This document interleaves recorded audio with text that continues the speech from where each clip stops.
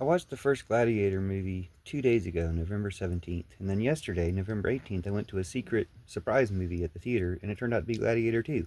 So I've seen it a few days before it comes out in theaters, and I enjoyed it. It was a good movie.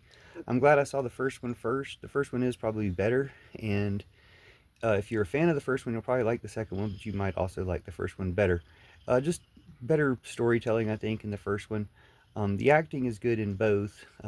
The the characters are maybe not as good in the second one. The one thing that was kind of surprising to me is I thought from the previews that the kid from the first one would be the emperor, one of the emperors anyway. Um, I thought he looked more like the taller emperor in the second one. And the kid just doesn't look anything like who the guy playing the kid. Now, I'll feel silly if it's the same actor, but it makes me wonder why you wouldn't get the same actor.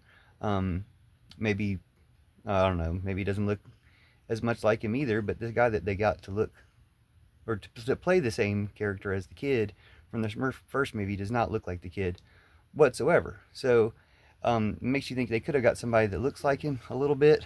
And if it is him, sorry, I apologize. I see you've grown, but it's it's a little bit not surprising or anything because didn't really think it was him for sure, but he looks more like the Emperor. Now that gets to the Emperors. They're the most interesting characters in this movie, and they're the most problematic, I guess, in a way too.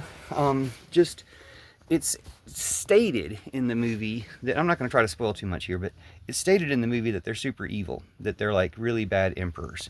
And I guess maybe if you know who they are historically or something, like you know what they're talking about, it just doesn't really show them being bad emperors in any particular way that drives home that they're really bad emperors. There's a war, there's an expansionist war that, like Putin's carrying on now, that indicates evil. But then again, Marcus Aurelius, the supposedly good Caesar, was carrying on an expansionist war in the beginning of the first movie as well. So the war doesn't necessarily indicate that they're evil. The fact that they run the games is another thing that they say, because they have games a lot, they're supposed to be evil for that. Well, we're all here watching a movie called Gladiator that's all about games. Like we're part of the same evil that supposedly is, and you take it as a given that the games have been going on this time period.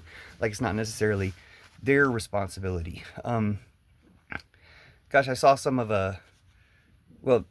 saw some other movies that seem to relate to this as well. Sorry, my cat's extremely distracting me, just trying to headbutt me throughout this thing.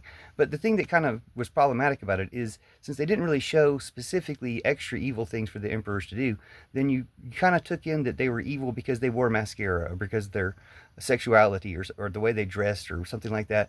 And that seemed like problematic and wrong. But other than that, it was a good movie. It was enjoyable. It just didn't have as much arc and kind of story dynamics as the first one did. But it was still a good movie and enjoyable. So enjoy it. Have fun. See you soon.